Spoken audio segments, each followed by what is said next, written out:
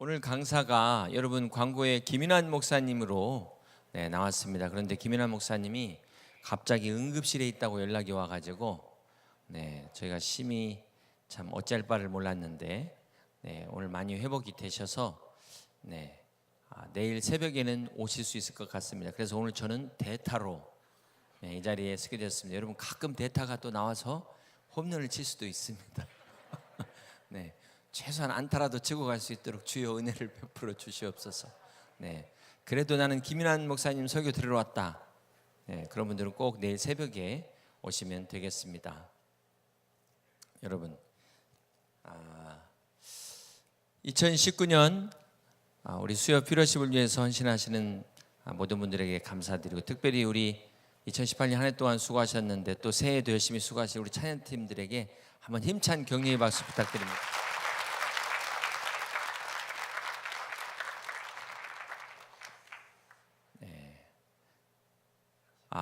어느덧 시간이 참 이렇게 한 해가 금방 갔습니다. 작년에 뵙고 이렇게 1년 만에 뵙는 것 같습니다. 저희가 지난 그 송구영신 예배 때 우리 목회자들 그 특송을 영상으로 제작을 했습니다. 이게 처음에는 제가 조금씩 이렇게 시도를 해봤는데 너무 우리 성도님들이 기뻐하시는 거예요. 그래서 어떻게 하면 우리가 성도님들을 기쁘게 해볼까, 그렇게 아이디어를 짜다가 작년 이맘때 그러면은 한번 영상을 4계절을 다 찍어보자. 봄, 여름, 가을, 겨울. 그래서 봄에 정동진 가가지고 해 뜨기 전에 미리 그 해안가에 가가지고 해 뜨는 시간에 맞춰가지고 그 나이키 광고에서 저희가 인사이트를 얻어가지고 그렇게 뛰는, 한 해 동안 열심히 우리가 믿음으로 뛰는 그런 컨셉을 가지고 열심히 뛰었습니다. 그리고 가을은 그 하늘공원에 가가지고 또 갈대숲을 쫙 뛰면서 촬영을 하고, 겨울 영상은 저 남해 땅끝 마을, 해남 땅끝 마을에 가서 저희들가 아무튼 추운데도 열심히 뛰었습니다. 그리고 봄은 보신 분 계시죠? 다 보셨죠? 그래서 파주 임진각에 가서 우리가 저 통일의 비전을 바라보면서 열심히 뛰고, 그 영상을 처음에 봄에 찍을 때 봄, 여름, 가을, 겨울 이제 이렇게 찍어야 되니까 어느 세월에 이걸 다 찍을까, 그리고 과연 그 찍는 날이 언제 올까 그랬는데 그게 벌써 지났더라고요. 시간이 이렇게 빨리 갑니다. 그러면서 한 가지 걱정은 내년은 어떻게 하지? 그래서 여러 가지 지금 걱정이 되지만 하나님께서 더 좋은 아이디어를 주실 줄로 믿습니다. 이렇게 한 해가 벌써 갔습니다. 여러분 2018년을 잘 정리하셨습니까? 여러분 2019년을 맞을 준비를 잘 하셨습니까? 사실 이 시작이 중요하죠. 그러기 위해서는 우리가 이 새롭게 정리하는 것 또한 중요합니다.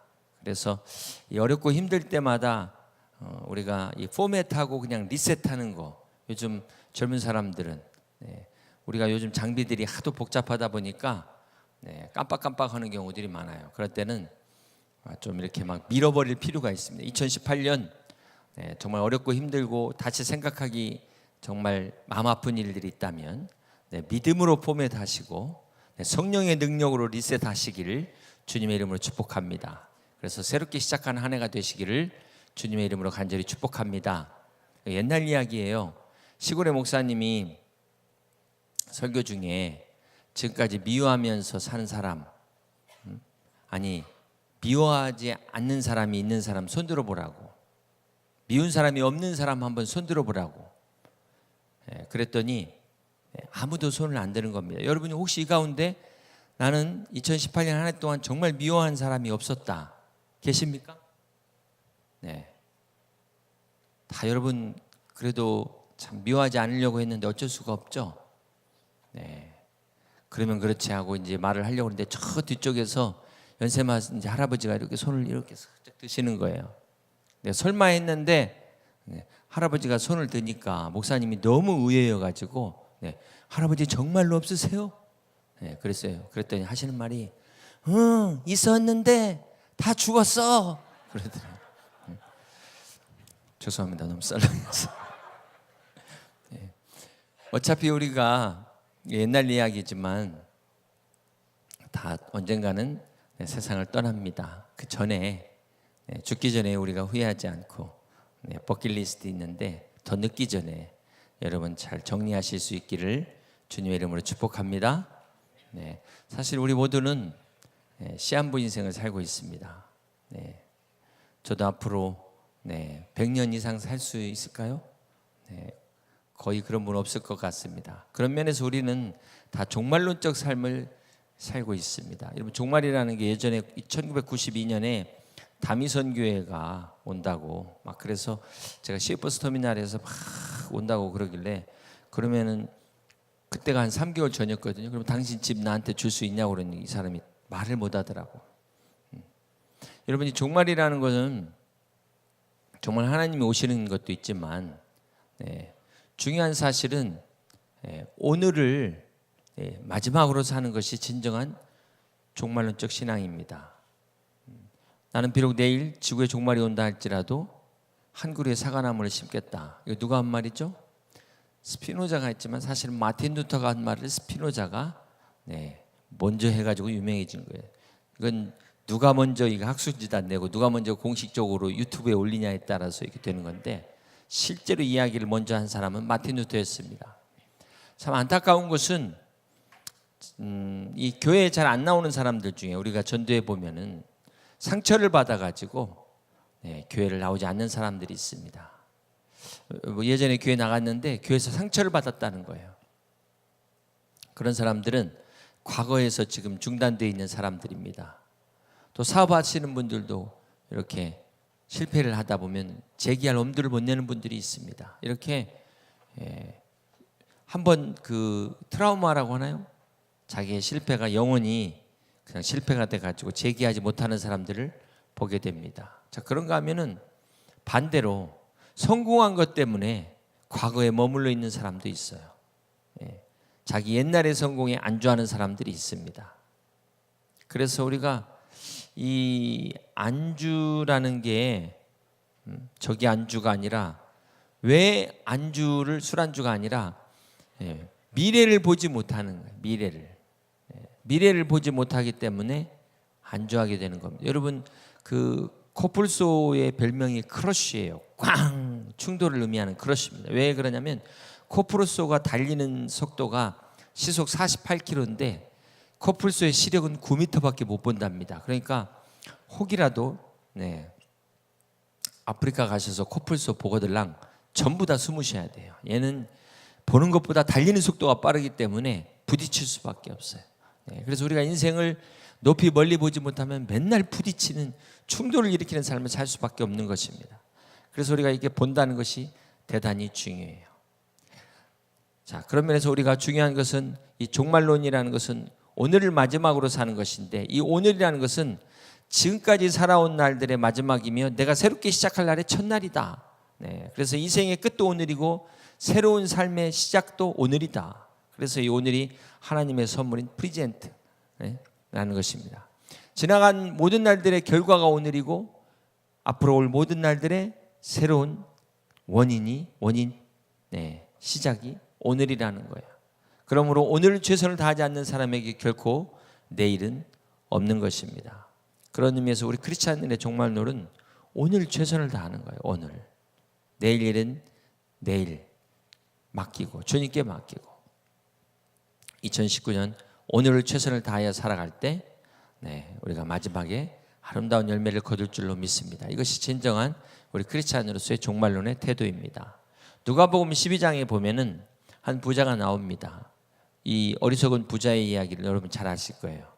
이 부자는 열심히 모아서 자기가 모은 곡식과 재산들을 창고에 가두기 위해 모아놓기 위해서 창고를 크게 짓고 그래서 곡식을 쌓아놓습니다. 여러분 이게 칭찬받을 일이에요? 이게 책망받을 일이에요? 칭찬받을 일입니다. 요즘으로 말하면은 재테크를 잘한 거예요. 자산운용관리 잘한 사람입니다. 그런데 이 사람에 대해서 성경이 뭐라고 말씀하고 있어요? 우리 누가복음 12장 19절과 20절을 보면은 또 내가 내 영혼에게 이르되 영혼아 여러 해 쓸 물건을 많이 쌓아두었으니 평안히 쉬고 먹고 마시고 즐거워하자 하리라 하되 하나님은 이르시되 어리석은 자여 오늘 밤에 내 영혼을 도로 찾으리니 그러면 내 준비한 것이 누구의 것이 되겠냐 이렇게 말씀을 하고 있습니다. 왜 이 미래를 대비한 부자를 성경은 어리석다고 말했을까요? 네? 이렇게 똑똑한 사람을 왜 어리석다고 이야기를 했을까요? 네. 미래를 생각해서 창고를 짓고 잘 저장하고 여기까지는 너무 좋았는데 자기의 남은 날을 알지 못했어요. 네. 우리 주변에는 이런 사람들이 많습니다. 내가 영원히 살 것처럼 착각하는 사람들이 있어요. 그래서 시편 90편 12절에는 우리에게 우리의 날 계수할 수 있는 지혜를 달라, 지혜로운 마음을 얻게 해달라, 이렇게 시편 기자가 기도하고 있습니다. 여러분, 인생이 유한합니다. 네. 지나고 나서 보면은 짧은 인생이에요. 앞으로 보면 2019년 너무나 길고 어떻게 살지 모르겠는데 뒤돌아본 인생은 너무나 짧습니다. 그렇기 때문에 우리가 남은 날을 계수할 수 있는 지혜가 있어야 돼요. 특별히 여기 시편에서의 날은 시간을 이야기하는 것입니다. 시간. 여러분, 이 시간이 하나님이 주신 선물이에요. 그래서 우리는 이 시간을 잘 선용해야 합니다. 오죽하면 게으른 사람은 마귀도 안 쓴다 그랬어요. 마귀도 안 쓴다고. 성공한 인생이라는 오래 산다고 성공한 것이 아닙니다. 네. 어떻게 짧게 살았지만 어떻게 살았냐. 우리 인생을 길이로 재는 게 아니에요. 부피로 재는 것이 아닙니다. 무게로 재고 있다. 여러분, 인생의 밀도를 보신다는 거예요. 그러므로 우리가 2019년 한 해를 살아도 정말 무게 있는 밀도 있는 삶을 사시기를 주님의 이름으로 축복합니다. 그러기 위해서 2019년을 새롭게 시작하면서 오늘 에베소서 5장 16절의 말씀은 세월을 아끼라 때가 악하니라 이렇게 말씀을 하고 있는 것입니다. 근데 17절에 보면 여기 그러므로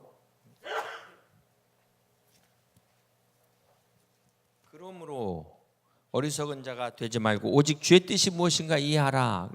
자, 두 가지 명령이 있죠. 세월을 아끼라와 주의 뜻이 무엇인가 이해하라. 이 가운데 그러므로 접속사가 연관되어 있어요. 자, 이 말은 무슨 말입니까? 세월을 아끼는 게 다른 게 아니라 주의 뜻을 이해하는 것이다. 이것을 이야기하고 있는 것입니다. 유명한 신학자 핸드릭스는 이 기회는 기다리지 말고 기회는 쟁취해야 된다. 기회를 사야 된다. 이런 말을 하고 있습니다. 여러분, 우리가 그런 면에서 구원이라는 것도 하나님이 우리에게 주시는 영생의 기회예요. 회개가 무엇입니까? 회개. 다시 한 번의 기회를 주는 게 회개예요. 용서가 무엇입니까? 용서 역시 한 번의 기회를 다시 너한테 주는 거예요. 여러분에게 주는 것입니다. 사랑이 무엇입니까? 정말 내가 구한 것보다도 더 귀한 것을 주는 것. 이것이 바로 사랑이라는 거예요. 예수님이 십자가 위에서 왜 못 박혀 죽으셨습니까? 바로 저와 여러분에게 영생의 기회를 주시기 위해서 십자가에 못 박혀 죽으신 것입니다. 자, 이런 관점에서 우리가 그리스도인이 된다는 것은 어떤 의미를 말할까요? 우리가 구원의 기회를 포착하는 거예요. 구원의 기회를 쟁취하는 거예요. 회개할 수 있는 기회를 놓치지 않는 것, 구원받을 수 있는 기회를 붙잡는 것, 이것이 그리스도인이 되는 것입니다. 더 나아가서 우리 믿는 자들에게 있어서는 하늘에 상급받을 수 있는 기회를 잡는 것, 주님께 쓰임받을 기회를 놓치지 않는 것, 이것이 우리 믿음의 사람들의 자세가 되어야 됩니다. 2019년 여러분 다 구원받는 기회가 될 뿐만 아니라 하나님 앞에 상급받는 그런 기회가 되시기를 주님의 이름으로 축복합니다. 이런 영적인 기회를 놓치지 마시기를 주님의 이름으로 간절히 축원합니다. 여러분, 코카콜라 1호점이 아틀란타에 가면 있습니다. 거기 코카콜라가 지금까지 판 코카콜라가 지구하고 달 사이 몇 바퀴 돌았는지를 쫙 그 병으로 이렇게 해놨는데, 이 코카콜라를 제일 처음 개발한 사람이 존 펜버튼이라는 사람이에요. 이 1886년에 이 사람이 그 무명의 그 약 제조사였어요. 면허가 없는, 제대로 공부하지 않았지만 재능이 탁월해가지고 이렇게 칵테일 같은 거를 잘 만든 사람이었어요. 그래서 이 사람이 코카콜라를 만들어가지고 판매를 했는데 한 해 동안 판매한 총 수입이 $50밖에 안 되는 거예요. 하루 평균 6잔밖에 팔리질 않았어요. 그래서 이 사람이 어떻게 합니까? 이걸 나중에 다른 사람한테 팝니다. 아사 캔들러라는 사람한테 그 당시 2,300불에 팔아요. 그런데 이 아사 캔들러라는 사람은 이 코카콜라의 처방전을 이 사람에게 사가지고 이 사람이 코카콜라를 세계적인 음료로 대중화를 시키게 됩니다. 지금까지도 이 코카콜라 제조법은 지구상에 단 한 부만 존재한대요. 그게 어디에 보관됐냐면 그 아틀란타의 선트러스트 은행 비밀 금고에 보관됐는데 2012년에 코카콜라 125주년을 맞이해서 코카콜라 박물관 비밀 금고에 보관됐답니다. 딱 한 부만. 그리고 그 비밀을 아는 사람들은 임원 몇 사람만 그것을 안다는 거예요. 아서 캔들러는 이걸 사서 세계적인 거부가 됩니다. 정작 만든 사람은 따로 있는데 2014년 기준으로 해서 찾아보니까 코카콜라 전 세계의 하루 소비량이 19억 병이랍니다. 19억 병. 그래서 코카콜라의 브랜드 가치만 얼마냐면은 82조래요. 브랜드 가치만. 이쯤에서 좀 놀래주셔야 되는데 8천만 원도 없는데 지금 82조래. 이렇게 내가 만든 기회를 놓치는 사람이 있는가 하면 남이 만들어 놓은 기회도 내 걸로 포착하는 사람들이 있어요. 여러분, 하나님이 우리에게 주시는 기회가 얼마나 많습니까? 불평만 하지 말고 원망만 하지 말고 절대로 불평하는 사람들에게는 이 기회가 보이질 않아요. 정말 믿음의 눈을 가진 사람들만이 이 기회를 포착할 수 있는 것입니다. 2019년 새해도 하나님이 여러분에게 주시는 이 기회, 무엇보다도 영적인 기회, 구원받을 기회, 하나님 앞에 상급받을 기회 놓치지 마시고 붙잡으실 수 있기를 주님의 이름으로 축복합니다. 자, 그렇다면 어떻게 하는 것이 이 기회를 붙잡는 것일까요? 먼저 하나님께서 우리 각자에게 주신 이 기회, 이것을 붙잡기 위해서는 아까 그러므로 주의 뜻을 이해하라. 먼저 주의 뜻을 이해하라 그랬어요.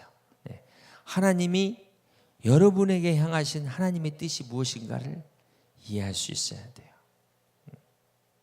여러분, 하나님의 말씀을 들으면 이 말씀이 하나님이 나에게 주시는 말씀이다.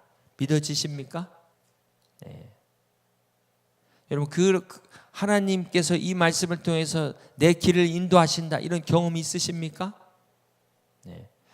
너무나 중요해요. 우리가 하나님의 말씀을 보는 것은 단순히 그냥 성경의 지식을 늘리기 위해서가 아니라 우리가 그 말씀을 통해서 주의 말씀은 내 길의 빛이요 내 발의 등이니이다. 그 말씀을 통해서 우리 인생길을 찾기 위해서 하나님의 말씀을 보는 것입니다. 그럼 우리가 말씀을 보는 것으로만 끝나면 안 돼요. 오늘 이 말씀이 나에게 주시는 하나님의 음성으로 들을 수 있는 새해가 되실 수 있기를 주님의 이름으로 간절히 축원합니다. 그래서 이 성경을 통해서 하나님의 말씀을 깨달을 수 있어야 돼요. 자, 구약과 신약의 차이가 있습니다. 구약 시대에는 두 가지 방법이 있는데요. 제사장을 통해서 이 구별하는 방법과 제비 뽑기 방법이 있습니다. 제비 뽑기 방법은 인생이 아주 중요한 그 순간에 그 기도원의 양털뭉치 방법 아시죠? 그래서 여러분 참 저도 해봤지만 예전에도 말씀드렸지만 이게 그냥 할 수 있는 문제가 아니더라고요. 정말 믿음으로 기도하면서 하나님의 뜻을 구할 때 하나님이 그 방법도 역사하십니다. 그 방법도. 근데 구약 시대 또 제사장의 에봇이라는 옷에 보면 가슴에 우림과 둠빔이라는 이 돌이 있는데 그것을 가지고 하나님의 뜻을 분별하기도 했습니다. 자, 여기서 중요한 것은 하나님의 뜻을 우리가 두 가지로 구별을 할 수 있는데 헬라어로 말하면 블레와 텔레마에서 하나님의 뜻이 블레, 주권적인 뜻, 하나님의 주권적인 뜻을 말합니다. 우리 인간의 의지와 상관없는 하나님의 절대 주권을 말하는 것이죠. 자, 대표적으로 예수님께서 하신 모든 기도가 다 응답되고 죽은 나사로도 살아나셨습니다. 자, 그런데 주님이 겟세마네 동산에서 기도하실 때는 어떤 기도를 하셨죠? 그 유명한 기도. 아버지요, 만일 할만하시거든 이 잔을 내게서 지나가게 하옵소서. 옮겨주옵소서. 그러나 내 뜻대로 마옵시고 아버지 뜻대로 되기를 원하나이다. 네. 예수님의 뜻은 이 잔을 비껴가기를 원했지만 아버지의 주권적인 뜻은 그 잔을 마시는 것이었습니다. 이게 바로 불례입니다.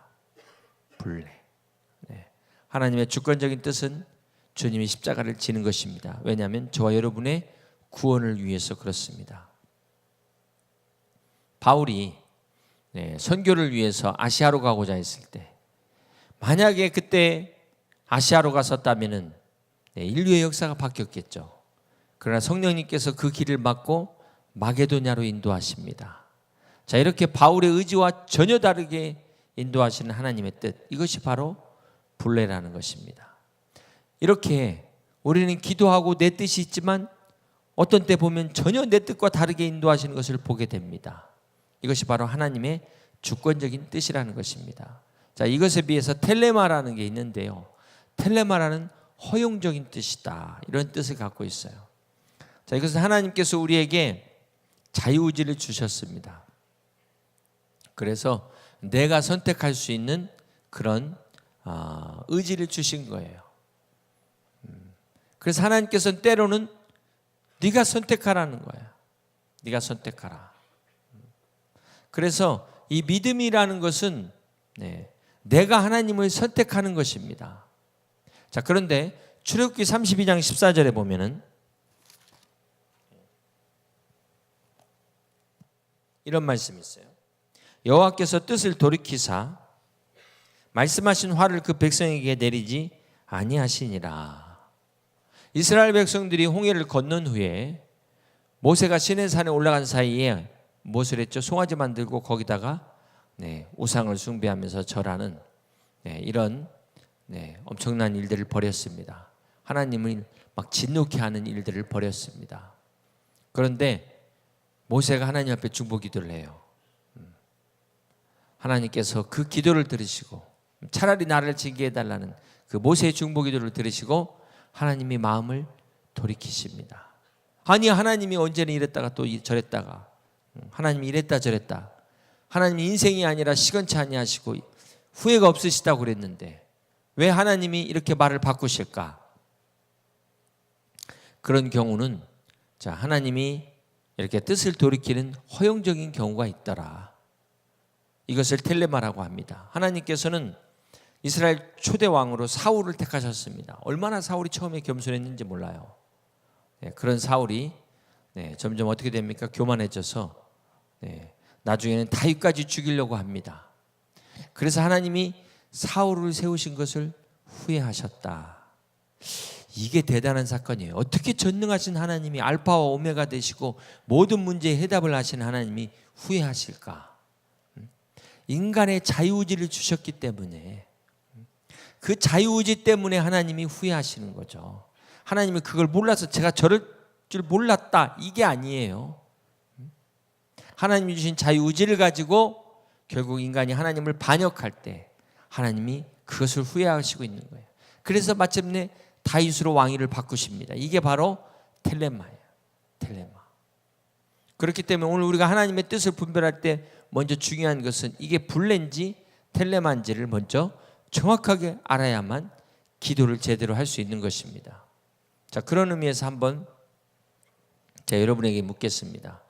자, 여러분, 이건 불례일까요? 텔레마일까요? 여러분이 예수님 믿고 구원받는 것 불례입니까? 텔레마입니까? 이게 어렵습니까? 네. 내가 선택해서 믿은 것 같아서 텔레마지만 사실은 성경에 사랑하는 자의 하나님이 우리를 택하셨기 때문에 성경에는 하나님의 선택을 이야기합니다. 이 주권적 하나님의 이 선택이 있었기 때문에 오늘 우리가 예수님을 믿는 거죠. 오늘 우리가 구원받는 것은 하나님의 주권적인 역사입니다. 자, 그렇다면 여러분이 어느 교회를 나갈까? 여의도 침례교회를 나갈까? 아니면 다른 교회를 나갈까? 이건 어디에 해당될까요? 이거는 텔레마에 해당됩니다. 오늘 우리 믿음의 성도들이 내가 주님을 위해서 찬양팀을 하고 또 뭐 리더로 섬기고 뭐 여러 가지 또 뭐 교사로 섬길 수도 있고 내가 이걸 할까 저걸 할까 뭘 할까. 이 또한 텔레마라는 거예요. 텔레마. 물론 그것을 선정하는 것에 있어서는 하나님이 나에게 주신 은사와 여러 가지 뭐 또 기준이 있겠지만 궁극적으로 이거는 하나님이 나에게 주신 거예요. 결혼도 마찬가지입니다. 결혼도 내가 누구하고 결혼할 것인가, 이게 블랙일까요 텔레마일까요? 가끔 우리 형제들 중에 협박하는 형제들이 있어요.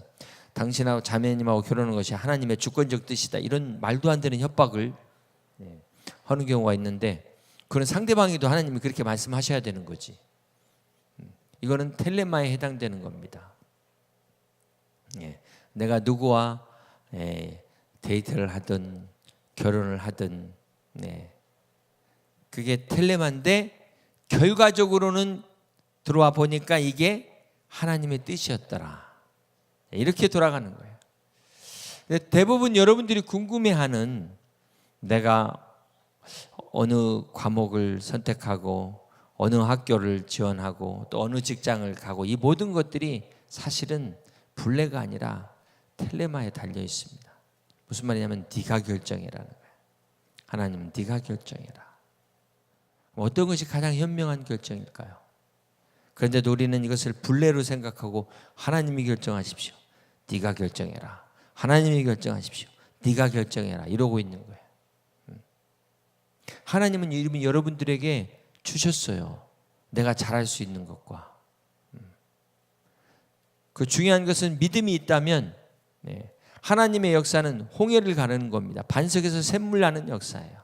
기독교의 역사는 가서 다스리고 지배하고 번성하라. 그래서 우리가 밟는 땅마다 하나님께서 그 땅을 내게 주리라. 가나안 땅을 정복한 것이 우리 크리스찬들의 믿음입니다.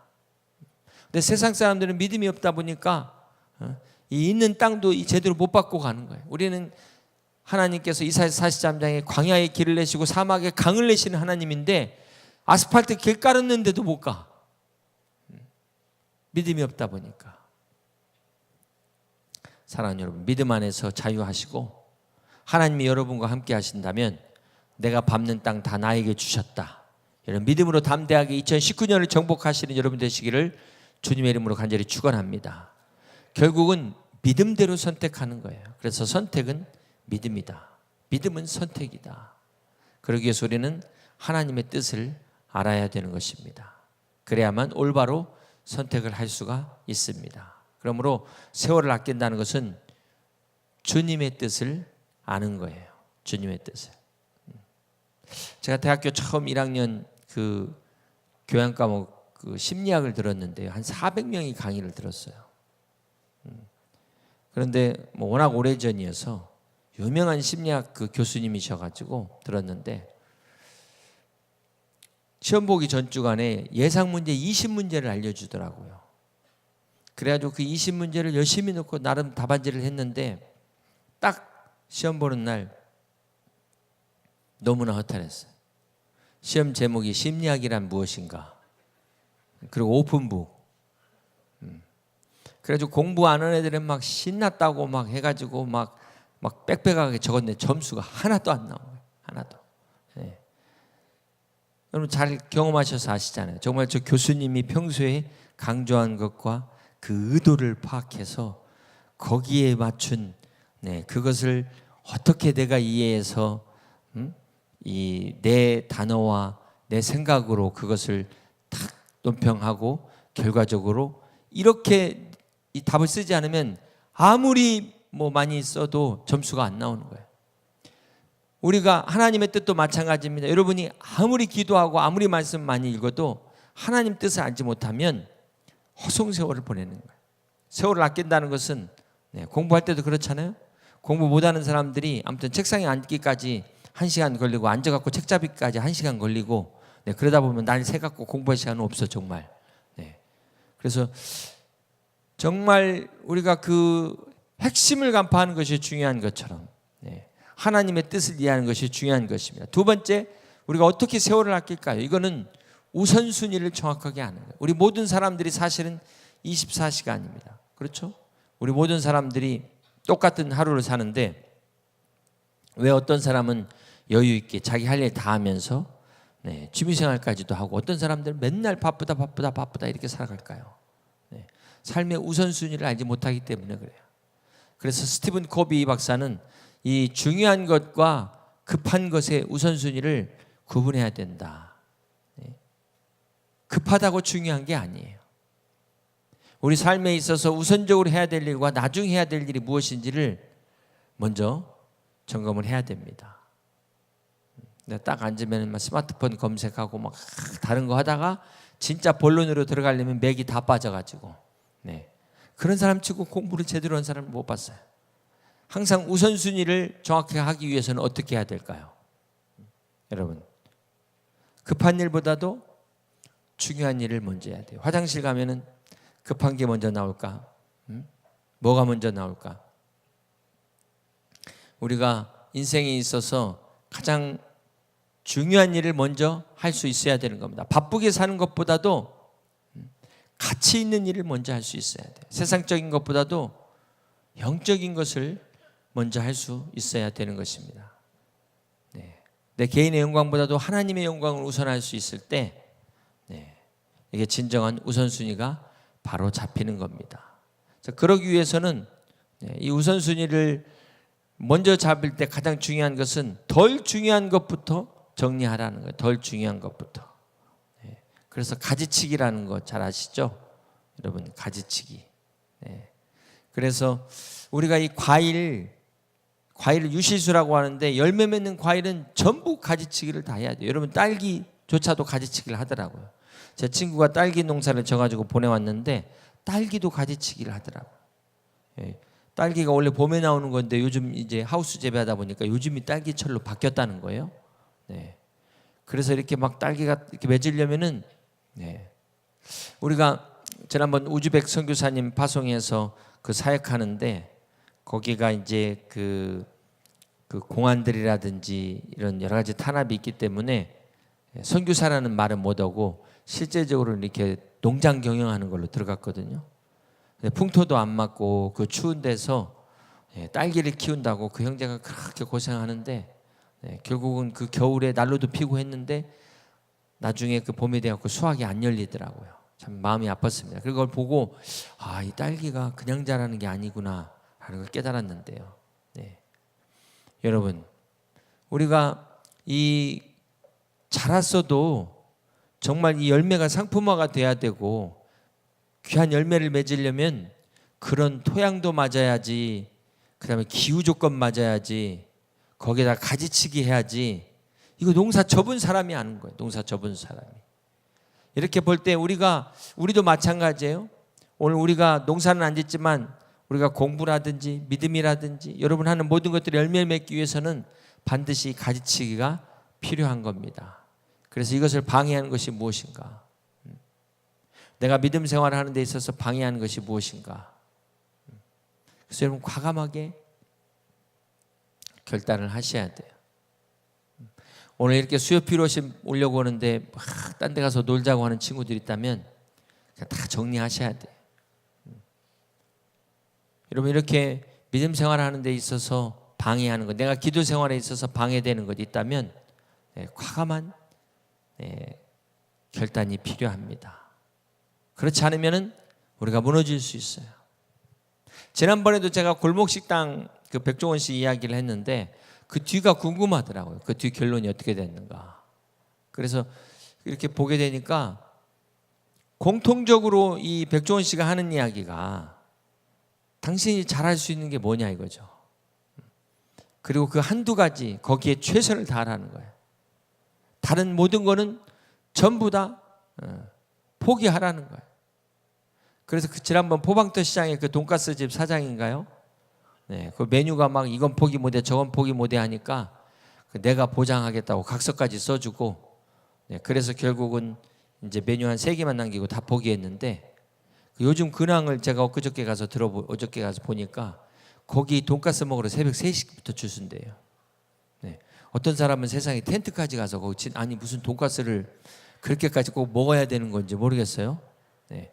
오죽하면은 그 줄이 너무 길어갖고 동네 민원 때문에 이 집이 문 닫아야 될 정도가 됐대. 그러니까 한번 가서 먹어보고 싶다는 생각은 들더라고. 여러분 이렇게 가지를 치니까 이런 대박이 나는 거예요. 대박이. 우리 인생에서 가장 중요한 것은 이것도 포기 못하고 저것도 포기 못하고 그러다 보니까 아무것도 안 된다는 거예요. 정말 중요한 것을 위해서 포기할 수 있는 이런 결단이 필요한 것입니다. 여러분 정말 바빠가지고 바쁘다는 말이 입에 붙은 사람이 있어요.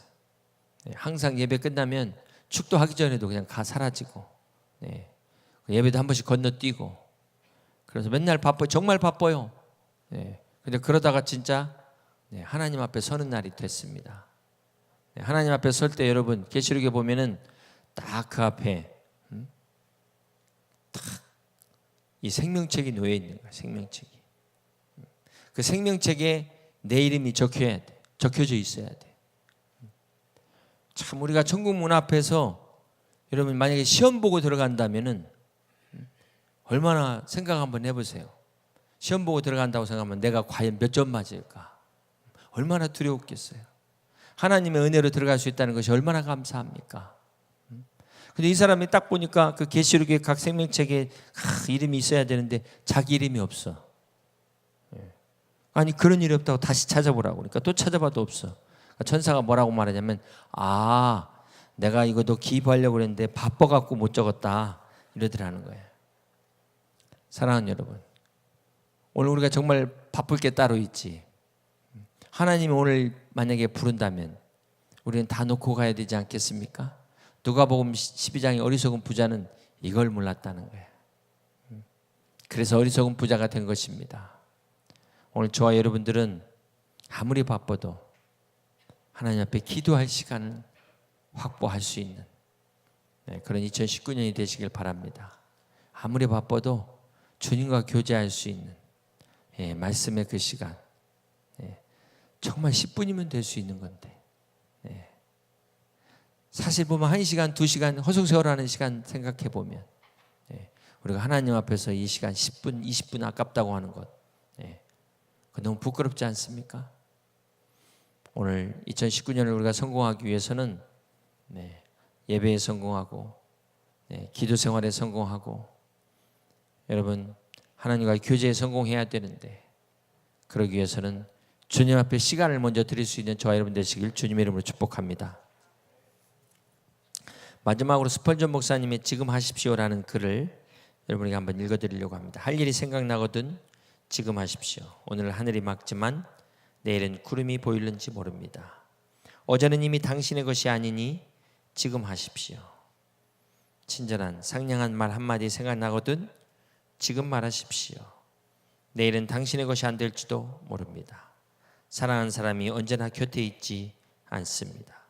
사랑의 말 하고 싶다면 지금 하십시오. 미소를 짓고 싶다면 지금 웃어 주십시오. 당신의 친구가 떠나기 전에 장미가 피고 가슴이 설레일 때 지금 당신의 미소를 주십시오. 불러야 할 노래가 있다면 지금 부르십시오. 당신의 해가 저물면 노래 부르기엔 너무나 늦습니다. 당신의 노래를 지금 부르십시오. 그렇습니다. 여러분 특별히 우리가 하나님 앞에 이 서는 것 믿음으로 나아가는 것 미뤄서는 안 됩니다. 영적인 기회는 정말 날이면 날마다 오는 것이 아닙니다. 우리가 은혜 받는 것 절대로 내일로 미뤄서는 안 됩니다. 내일은 내 시간이 아니에요. 하나님이 우리에게 주신 선물은 오늘입니다. 오늘. 그러므로 새해 하나님 앞에서 결단한 것 내일로 미루지 말고 오늘 당장 지금 당장 시작하실 수 있기를 바랍니다.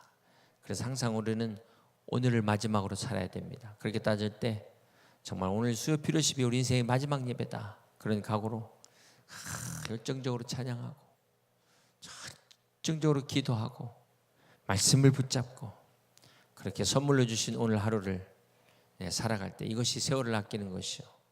이것이 주님을 기쁘게 하는 것이요. 이것이 2016년을 성공하는 정말 축복의 비결임을 믿으시기를 바랍니다. 우리 오늘 말씀을 같이 한번 생각하시면서 우리가 함께 같이 기도하고 우리가 찬양하고 같이 기도하기를 원합니다. 우리 양무리 찬양